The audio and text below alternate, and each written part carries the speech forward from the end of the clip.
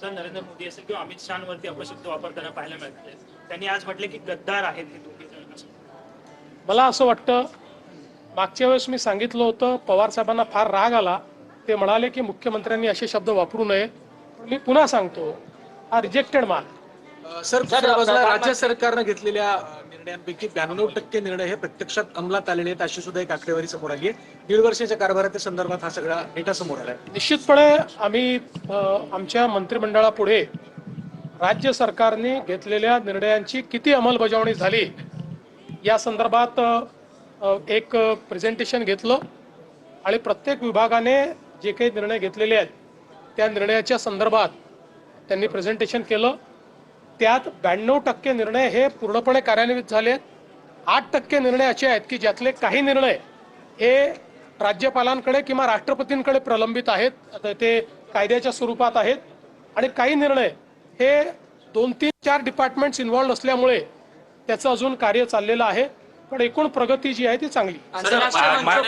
स्थानिक स्वराज्य संस्था एक मिनिट नाही, स्थानिक स्वराज्य संस्थांच्या निवडणुकांमध्ये भाजपची सगळीकडे ताकद वाढली आहे. हीच जर ताकद बघितली तर येत्या काळात म्हणजे 16 जागा आहेत, तेवढाच मोठा भाऊचा वाटा तिथं मिळेल. कारण ज्या पद्धतीनं समन्वयाच्या बैठका सुरू झाल्यात, अनेक जण दावा करतायत सगळे. आमचा प्रयत्न असा आहे की तिन्ही पक्षांनी एकत्रित बसून याचा निर्णय आम्ही करावा. आणि निश्चितपणे मला असं वाटतं की वेगवेगळ्या निकषांवर आम्ही चर्चा करतो आहोत आणि या निवडणुकांमध्ये या सगळ्या जागांवर आम्ही तिघही एकत्रितच गेलो पाहिजे असा आमचा प्रयत्न असणार. आंतरराष्ट्रीय मंचों पर पेट्रोल डिझेल मिळताना दिसत नाही, अनेक ठिकाणी कमी पेट्रोल डिझेल देत आहेत. त्याकडे कशा प्रकारे सर, याला लागूनच काही ठिकाणी खतं आणि याचा देखील तुटवडा म्हणजे जाणीवपूर्वक दिसतोय किंवा काही ठिकाणी तुटवडा. मी आपल्याला एक सांगू इच्छितो, वारंवार केंद्र सरकारने सांगितलेलं आहे की पेट्रोल डिझेलचा स्ट्रॅटेजिक साठा आमच्याकडे आहे, त्याचा सप्लाय देखील योग्य प्रमाणात होतोय.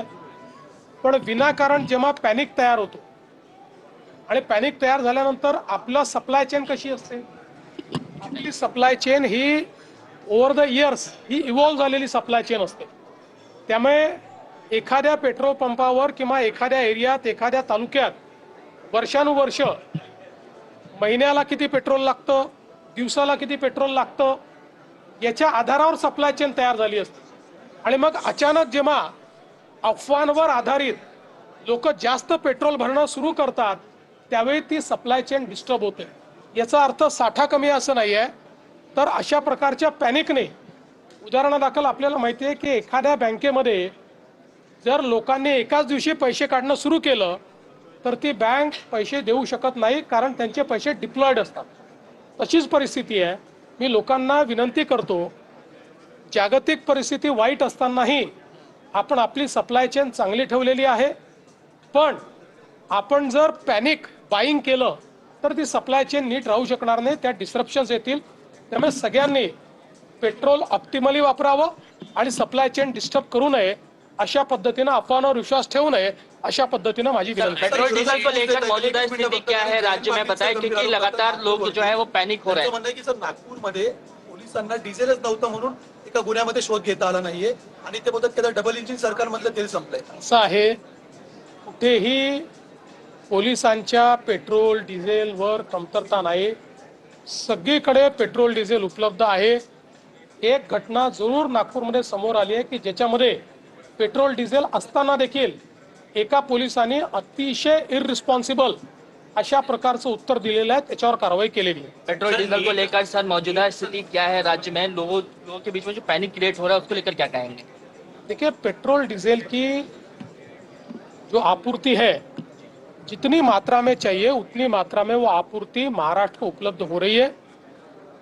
केवल अफवाहों के कारण जो पैनिक तैयार होता है उससे सप्लाई चेन डिस्टर्ब होती है, क्योंकि वर्षों के अनुभव से सप्लाई चेन तैयार होती है. जो हम लोग स्टोरेजेस तैयार करते हैं वो भी वर्षों के अनुभव से करते हैं. एक तालुके में कितना पेट्रोल लगता है, कितना डीजल लगता है, इसके आधार पर ही वहाँ पर स्टोरेज की व्यवस्था होती है.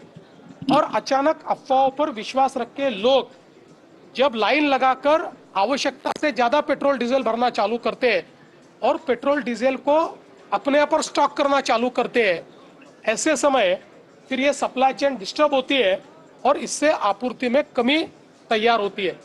जैसे अगर एक ही समय किसी बैंक से सारे लोग पैसे निकालने का प्रयास करें तो उस बैंक के पास उतनी लिक्विडिटी हो नहीं सकती, क्योंकि bank liquidity over the years हर महीने में हर दिन में कितनी लगती है उसके आधार पर ही लगती है।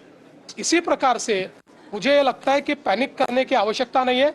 ये जरूर है कि हम लोगों को ग्लोबल परिस्थिति को, वैश्विक परिस्थिति को देखकर अपने पेट्रोल डीजल के उपयोग पर कुछ बंधन लाने की आवश्यकता है, उसका ऑप्टिमल इस्तेमाल करने की आवश्यकता है। लेकिन हमारे प्रधानमंत्री जी ने जिस प्रकार से सप्लाई चेन को यहाँ पर एक प्रकार से हमारे लिए रेगुलेट करके रखा है, हमारे लिए उस सप्लाई चेन को कहीं पर भी उसमें डिसरप्शन न हो इस प्रकार की व्यवस्था की है, हम बहुत ज्यादा उनका आभार व्यक्त करते हैं। सर प्रधानमंत्री इस समय